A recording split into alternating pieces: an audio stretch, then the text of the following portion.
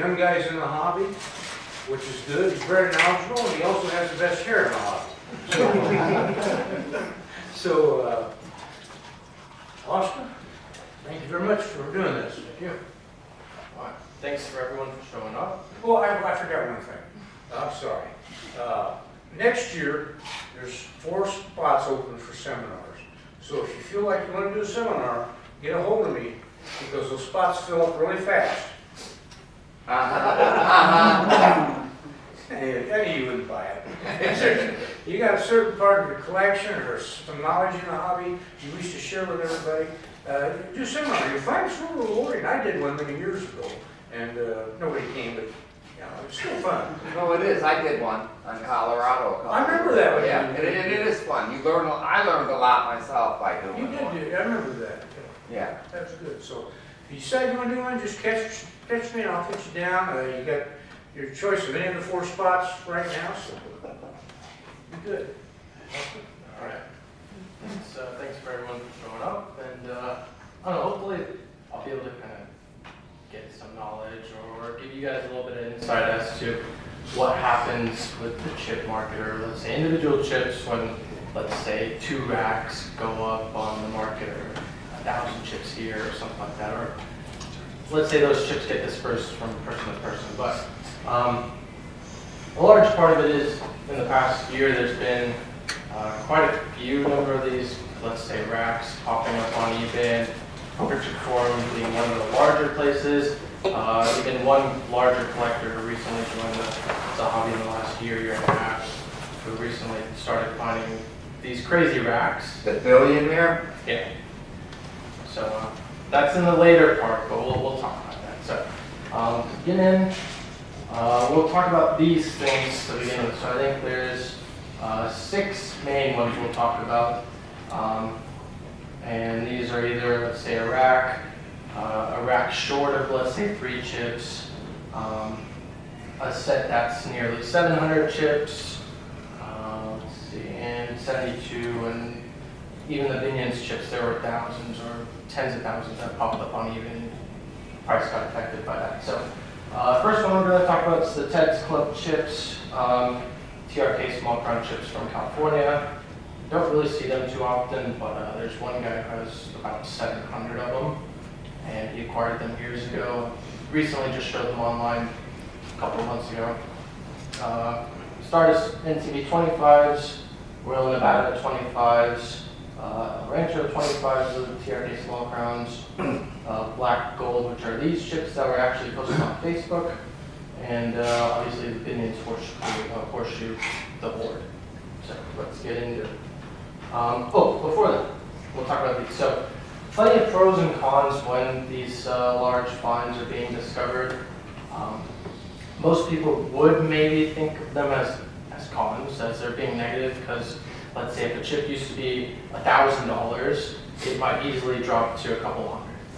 If, let's say, 1 or 2 racks pops up out of nowhere. So, plenty of pros though.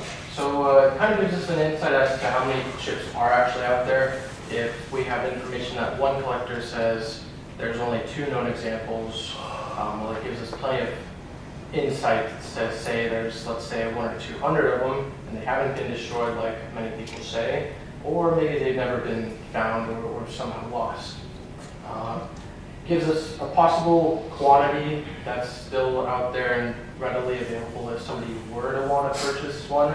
It gives us the information as to who has them, even if they're behind an alias on, let's say, Trk Chip Forum.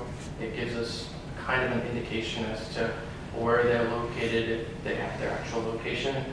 And like I said, information that they haven't been destroyed, and relative market values as far as, like I said, the chip used to be 1,000, it got dropped down to 200 or 300.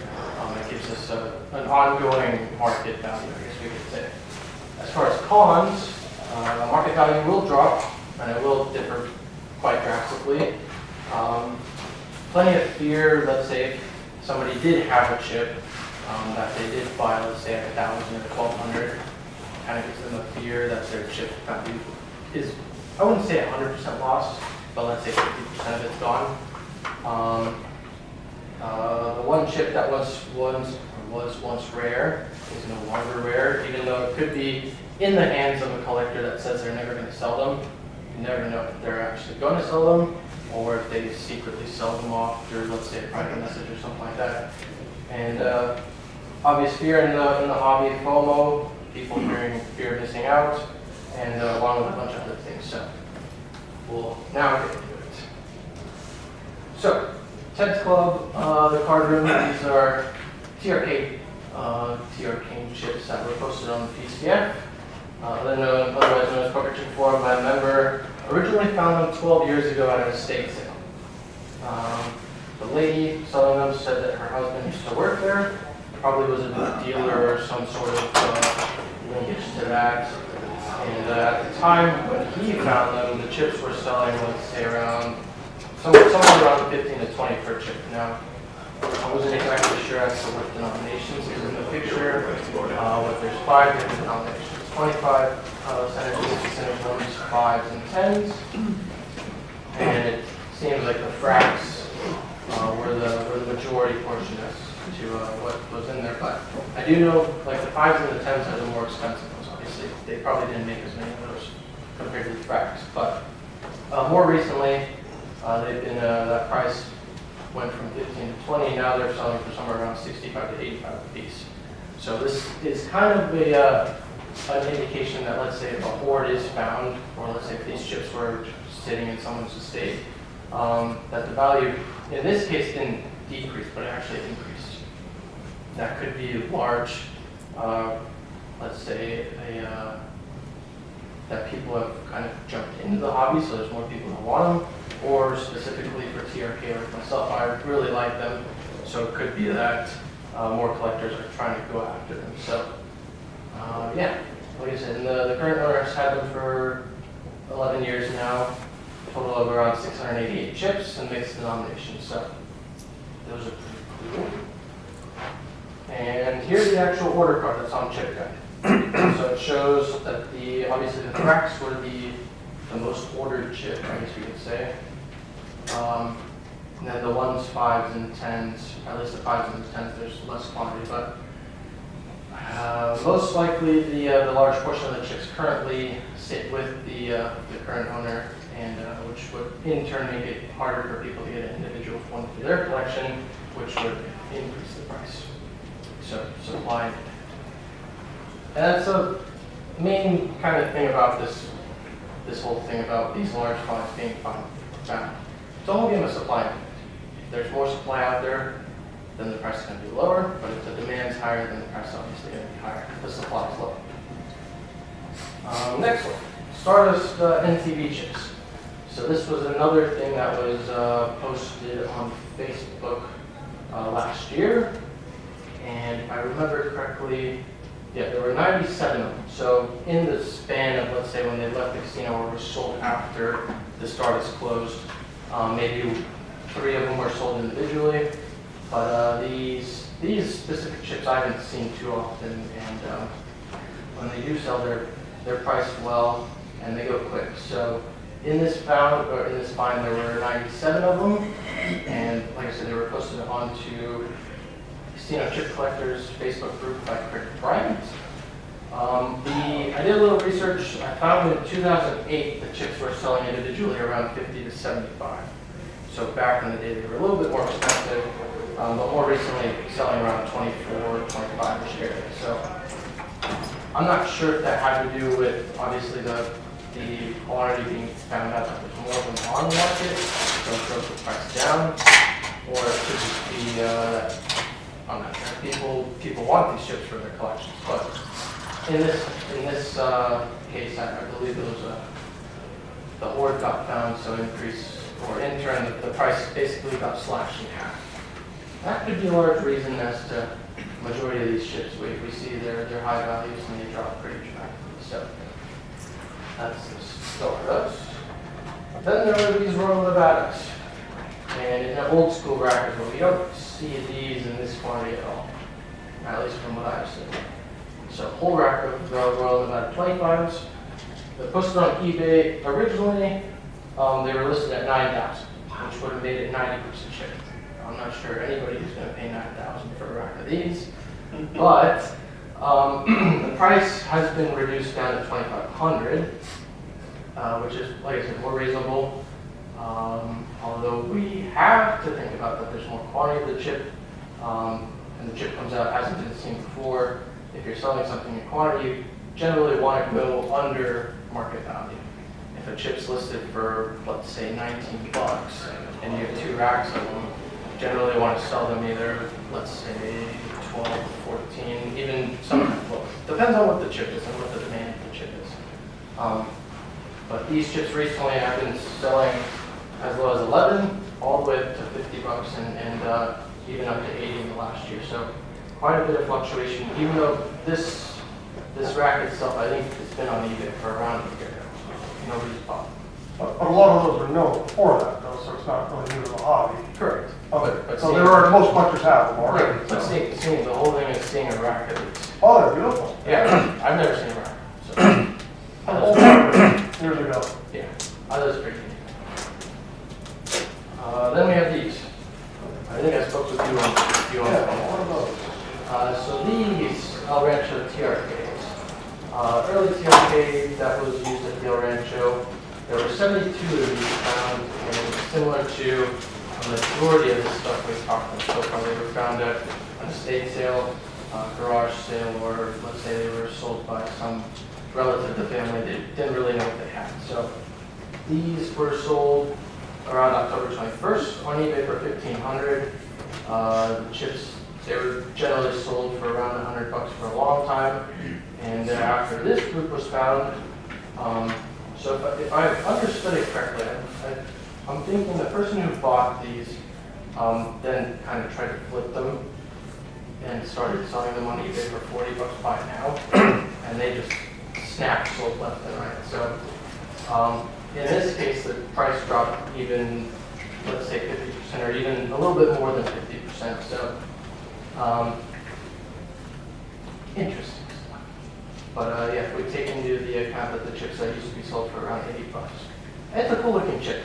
And it could be a chip that most people haven't had in their collection for a long time, where they wanted the chance to get one. They finally got one. But as far as my knowledge, the supply on these chips hasn't been too crazy, but the demand might have been. So unfortunately, the price on those dropped. Then we have these. Now this was an interesting one because the Robert Hose, however we say that, he was going through a bunch of old boxes in the house and happened to come across this box. I don't know if it was his box. From my understanding and what I remember, I believe, was it his mother or somebody tried explaining to him that the rack was an investment that his grandpa had made. I'm not sure if this was just for the black gold or what it was, but the chips have basically been sitting in a box and in the house for a long time. He had no idea what they were.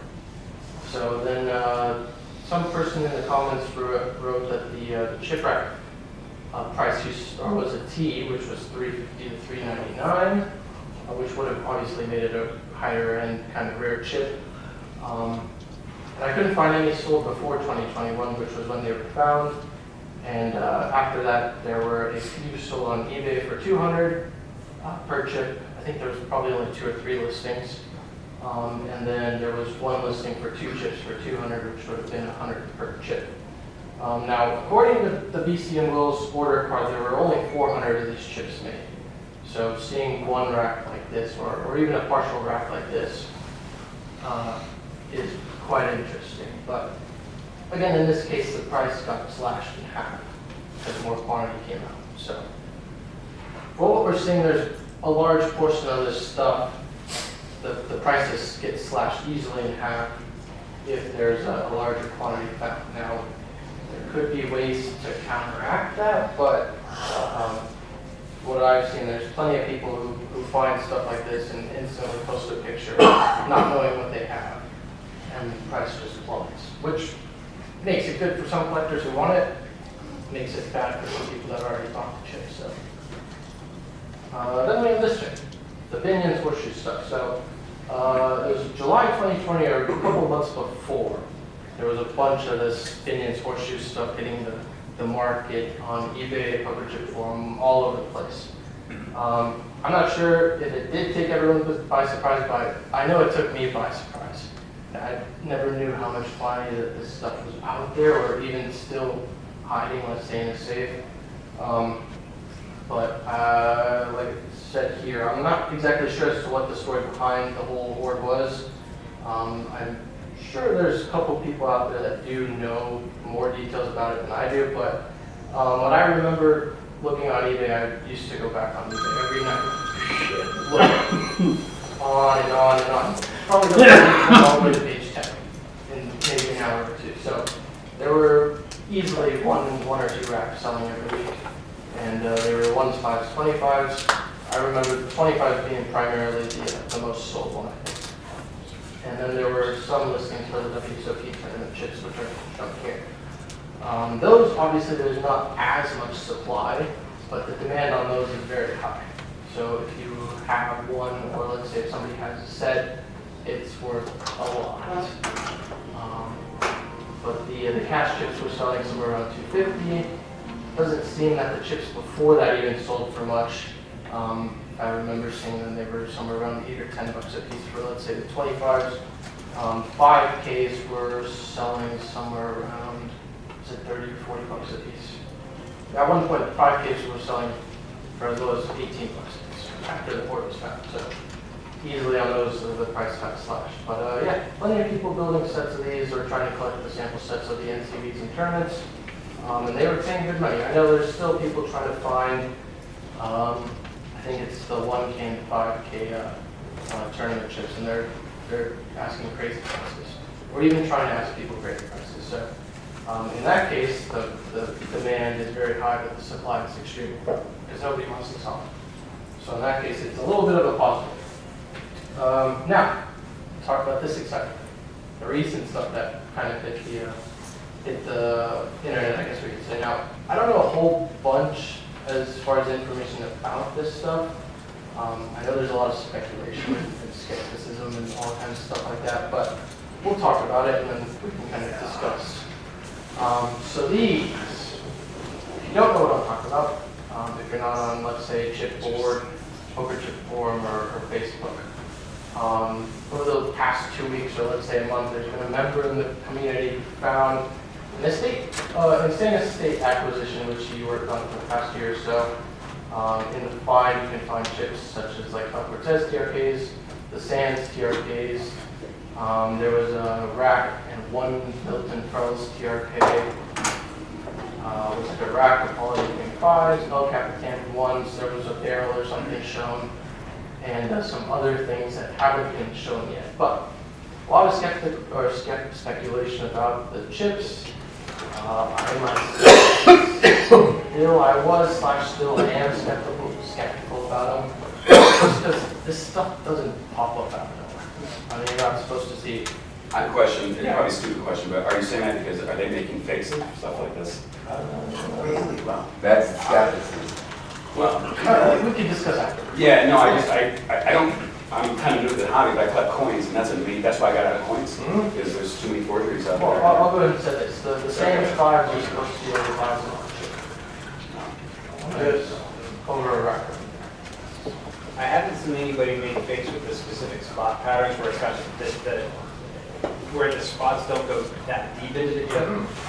But I know there's been speculation on, did Dennis make some of these in a different run much later? Like did he just make extra chips later on? Whether or not those would be considered fake or forgeries, who's to say? Because if Dennis is making them, they are still TRKs. Were they used in the casino? No. But is it his formulas? Yes. So see, in my field, that would be called a fantasy, not a fantasy, a reproduction, basically. Sure. Yeah, so it wasn't actually run, but it comes from the same mold. It would be called fantasy. Right. But that's just it. If it was the TRK company that made them, it's just it's like a second edition or a second trip run, if you would. Like a commemorative. Second print. So Second edition. yeah, it's I can see where the speculation comes from in that regard.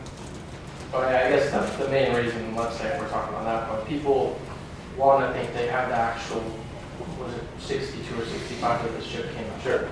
If you have one that was made in the 90s, then it's a whole different ballgame. Right. I have original ones bought from TRK out of their display cases back in the 80s, late 80s or 90s. There were overruns and the chips were supposedly, maybe the inlays were a little off. Milton Palace Line 25s are pretty famous for that. They had little threads in the inlay, looking fine. They supposedly had good quality control, pulled those overrun chips, you know, they had the screen molders, overruns, and then they'd melt into the casino, some got broken, they'd have some backup chips. They should never have had hundreds of these chips like this, though, extra. Right, And right. that fire hour one was only known drilled before this picture of this picture showed up. And so I was at TR King, they did know a lot of stuff. Did you ever get dates that the new owners bought them in 1981? Did anybody ever come up with that transaction? He keeps posting the 81 or whatever, Yeah. 79, whatever it is. But The owners that bought TR King, Glenn and Dennis O'Neill, did they buy it about 81? And so a previous owner, any information on that? that I didn't look into. I'm not sure if you. Others are, we haven't found out who owned it before, or where these really came all from. Correct. I thought it was Davies. Was it Davies? It might have been Davies at that time. But it's something we could look into. So then there's that picture of the Milton Palace walkers booth. Now even with that, if we take into consideration there's a rack and one chip. So pros gives us a little bit of insight as to what chips are out there, possible quantities, who has them, the information that they haven't been destroyed, and obviously the relative market values. Now, I put the pros, but it should be cons. In this case, the market value is going to basically drop dramatically. I mean, if you have a chip that used to be 1,000, and then you see a picture, there's 1,200 or 120 in one picture, chips really not really that much longer rare. And if people wanted to believe that there's only one in the world, no. So yeah, that's the Milton Pros. And here's a little bit more information. So full acquisition is said to be slowly revealed over the next few years. As to what chips are in that acquisition, apart from what I've shown you and talked about, I have no idea. Chris says that he doesn't want to blow his wad all at once. So basically, let the whole world know what's out there. Now, if I were able to find, or if I were to find the same stuff, I'd possibly do the same thing. Obviously, you don't want to go out there and say, I got 120 of this, or 200, 300 of this, because price is going to drop astronomically. In that case, if you were to do it, you'd actually keep the value up a little bit. If you kept it on the down, let's say if you said you showed one buddy, two buddies, you might do it. But if you start showing a thread where there's thousands of people looking at it one day, then the whole world's going to know pretty quickly. Now, in a positive case, I do think it's good for the hobby. It's good for the public to see that the chips are still out there and they're all together and they're not gone forever, leaving the chance for other collectors to possibly own the one if they'd like to, whether they're reproductions or later runs in the 90s or 80s or the actual chips from 62. I've seen others saying that it's bad, but I like to disagree. It's still a game of supply and demand at this point. From my knowledge, the chips aren't going to be sold. As far as what I know, what Chris buys, and he buys to basically hold on to. He's a mega collector. He doesn't want to sell stuff. If he's going to sell something, it's because he has too much of it. At these Sam's chips and stuff, I don't think he has too much of it. Or he doesn't want to let them go away because they're such a nice chip. But I'd like to end off with saying that when chips like this are found or where they're found in quantity, the found effects isn't always negative. Like I showed 2 or 3 times, there's a point where the chip was at a lower price and more found, the price increased because the demand is higher, but then there's like the Binion's chips astronomically decreased. Good example could be the Bourbon Street Fox. I believe they used to sell for 8 or 9 a long time ago. Recently, they've been selling for near $20 for a single chip. And actually, 3 racks of mint condition chips sold the other day for $72.50, which is $24 a chip. Same thing goes with Mace chips. Used to be sold for around $5 or even $300 a rack. Now you maybe get somewhere around 25 to $20 a chip in quantity. because the demand is just so high for them, and the supply is nowhere near the demand. But yeah. So, we can have a discussion or questions. Oscar got a question actually. This is more of a question actually for you or the whole room. In specifically the sands chips that we saw. That is what, from the mid-60s? Yeah. Okay. So at that time, if I'm not wrong, basically if they were trying to get rid of these chips, the excess chips, they'd either dump them in Lake Mead or bury them in the foundation of a new building. How in the world would somebody in that time period grab all those, and for what reason? Do we have any ideas? No.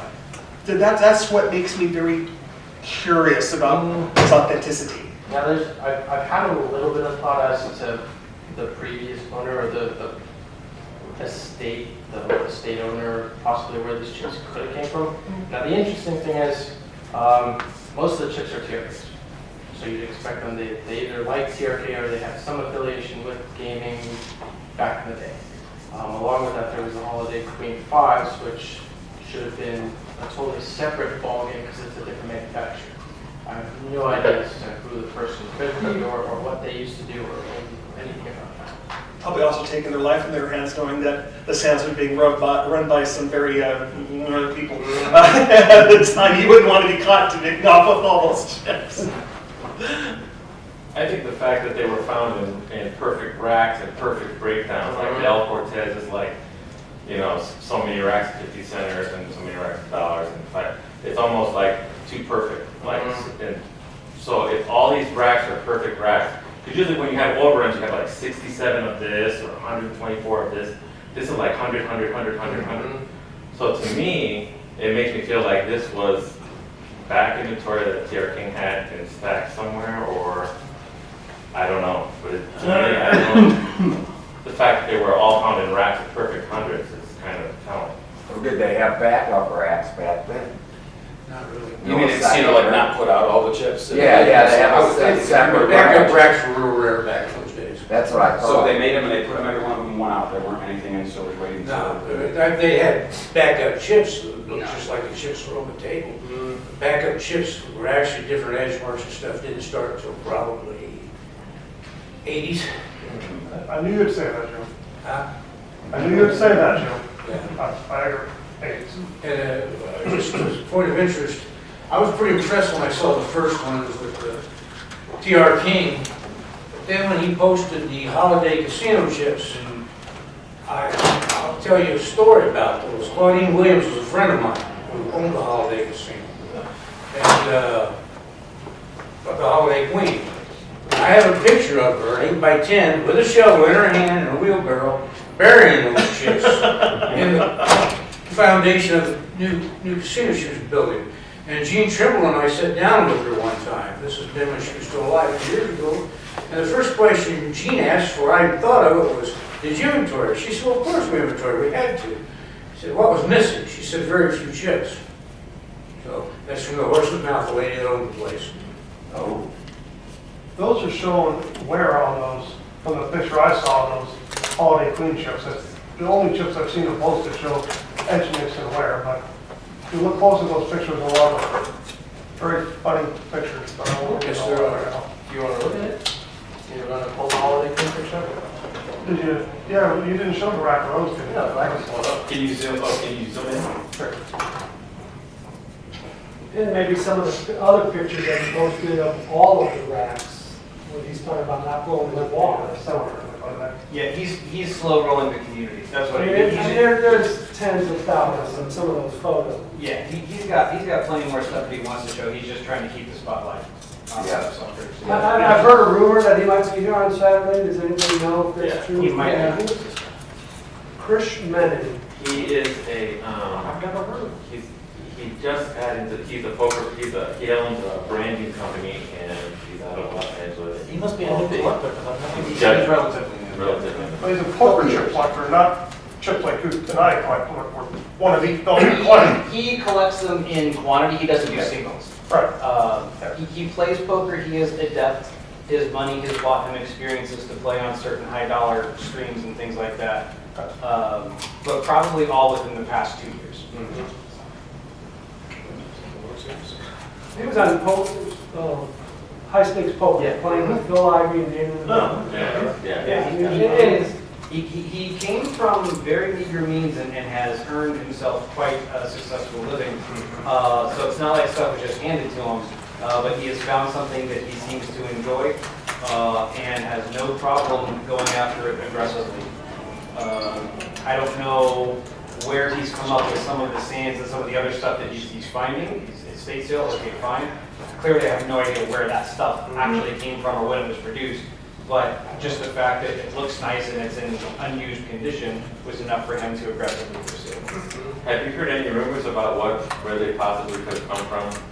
I've heard two names. I know I heard, Something that I heard Reno. who? Reno? Yeah, no, I heard they were out of Reno. He said he would reveal the name of the person he got them from, but after he's done, I guess there's still 30,000 Yeah, there's chips 30,000. that are still in probate, and so until he's done acquiring all those, he doesn't want to reveal information. I just honestly hope that he obviously, like you said, I'll say he's new to the hobby. I honestly hope he isn't being taken. You know what I mean? Somebody whose eyes are new to it. I'm sure he has people that he talks to, but I would hate to think that he's spending, God, what, 20,000 or more on this, only to find out that they're worth about a nickel each because they're. He doesn't care about the work. To him, it's he'll write the check that whatever it takes. He's Yeah, but they turn out to not really well. I would feel Again, really bad for the guy. I don't. Okay. Put some perspective to the guy, Chris. I did some research on him, and he's got a person that part of his company, an employee, whose full-time job is to find Archie comic books. Because he has the biggest collection of Archie comic books. And the ones that are missing, he has this person whose job is to scour the internet trying to find them. A lot of she does a lot of Veronica and they. Right, so he's not just, trying to scam the poker. Right. He's a collector, he's an eccentric billionaire, and this is his mindset, so a lot different than us. He's paid 5 figures for fantasy racks. And knowing, full knowing, but he doesn't care. It's just whatever it costs to get them out of somebody's hands, that's what he's paying. So. Can you zoom in on the inlay and take a look at? Yeah, we're curious about the cross hatching and how that. Yeah, somebody sent me some pictures and I wanted to. I shouldn't really get too close. Do you have the El Cortez 25 up there? Those ones.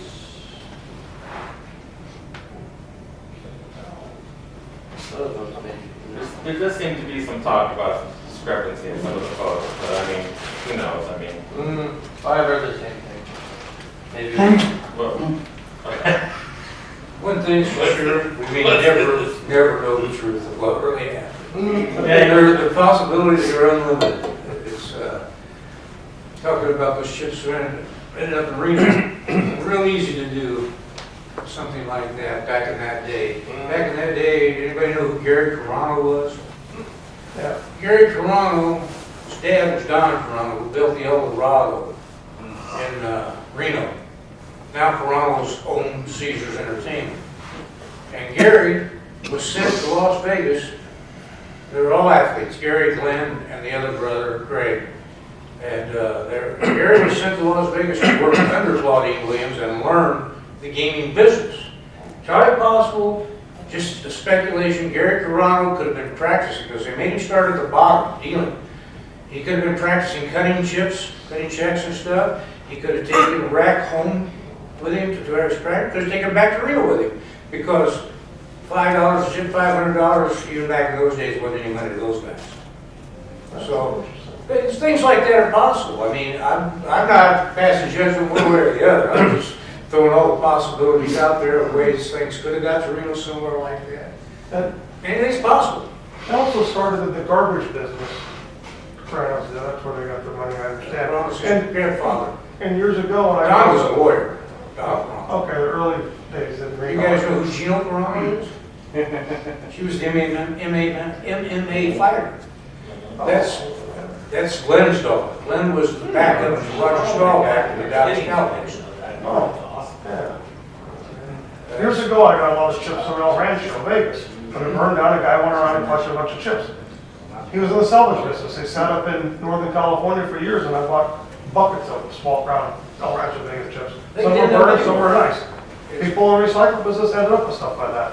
Surf Impossible, it can end up anywhere. Yeah, And that's- you look at the old Trk first edition TRKs, you know, that there's racks and racks of those out there. How they survived, who knows, maybe someone just grabbed them and they were swapping out for the seconds. No idea, because that would have been late 1950s, early 1960s. I've got a small crown $100 Milton Palace Aladdin, and I know that this chip is original because it was found. Phil Jensen was there was an article in the paper, they were grinding up the chips in front of the Aladdin, and it got flung out of the grinder, and Phil Jensen gave it to me. So I know mine's real. The black and white pie? Is it the black and It's white got pie? orange and white on the black Yeah, chip, yeah, I yeah. love that. That's a story, I tell you that. It'd be neat if we could find a way to date chip, like, you know, like carbon dating of some sort, you know, sort of spectrometer. They might drill chip, do that. Yeah.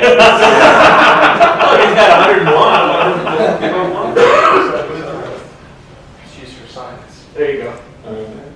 Little clone, that little company called Casino Chip Mark. But it's fun, it's all gambling, and it's always gonna be mysteries, right? Gambling. Yep.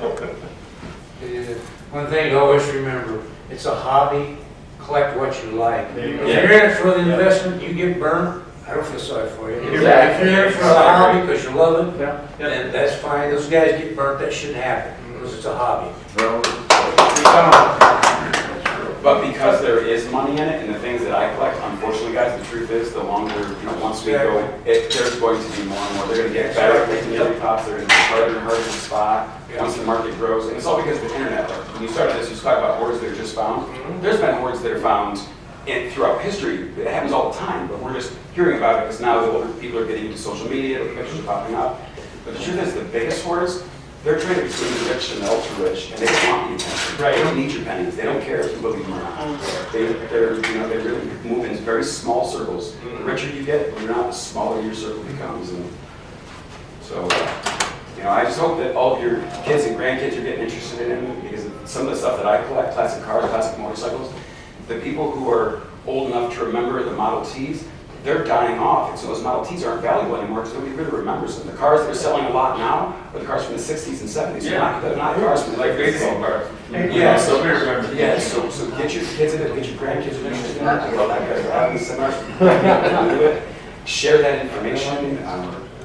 You know, I love that you guys seem to have each other's backs. It's not as cutthroat as some of the other markets, it seems. And, thanks for letting me ask some stupid questions. When you make a rack of chips, you only make a rack, right? No one's gonna buy like, you don't order a couple of, So a back couple in of, we call it two, or a barrel. Because that one picture that 101, Yeah. so clearly there were at least two full racks, or you wouldn't make it just. Yeah, so what I've seen there's, or even let's say I have one set of chips that probably back in the day the person ordered, let's say 67 chips of this, 54 of this. They didn't have to order 2. Oh, you didn't? Okay, I don't know. So That's right. I'm not sure if there was a minimum, Yeah. but as far as I know nowadays, they're ordering tens of thousands of chips at once. Oh, wow. Oh, So clearly, if you're looking to think of the rarity of the chip, you look at how small the casino was, how many tables they had, how long that chip would have been in existence, and you kind of do the math yourself, whether or not, if you take a super popular casino, Binion's was open forever, I'm sure there's thousands of those chips, right? So, because there's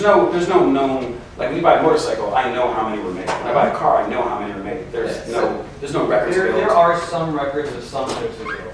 Yeah. Whether, how accurate they are, I'm not sure, but like when you look into Shipwreck, it'll frequently say X amount made. Okay, right. For some of those things. You're asking about it when a rack is made, it's just 100. Yeah. For casino orders like from Paulson, if a casino orders 35,000 chips, they get 35,000 chips, and they will count it down to the single chip. So if they get extras, they're in the quantities that were specifically ordered. They don't just throw in extras because. If you are a custom set builder and you want something through Sprague's company, then frequently they will include some overrun chips, just because. But that's a completely different scenario. It's money, it's gotta get accounted for. Yes, correct. I saw them overrun a few chips because they would be the notched or drilled sample. The Right. gaming commission would hold, the casino would hold, and the manufacturer would hold as their sample. Yep. So a lot of times it was just 3 chips. Right. Actually, that's all. Supposedly was to be Are there examples of Paulson and TR chips that have been counterfeited? I've heard about airbrushed chips being passed at casinos. I've heard of these 1990s chips that got out of TR that were overruns or whatnot, or maybe late reproductions. But as far as I know, compression molded chips cannot be counterfeited. There are just very few sources of them. Anything can be counterfeited. Yeah, I got a call from another gaming commission 15 years ago. And the guy who was head of that commission said, I understand you know chips. I said, oh, a little bit. He said, I want you to come over and look at something. This was at the Argosy Casino in Kansas City, Missouri. And I went over and looked at them. They were great looking chips, brand new. I said, how did you spot this? He said, 20 of them would fit in the rack. Used me the rack, they wouldn't. They were made in China. They did a beautiful They did a beautiful job counterfeiting them, but they didn't have the compression machine to finish the product. And that's how they caught it. From a press, it would be difficult, but it's possible but difficult to do. What I've definitely seen examples of is people take a black, solid top hat cane chip, Yeah. put in a fake inlay, Yeah. paint edge spots, and try to turn those in at the. So Right. that's been, but as far as actual pressing chips, Yeah.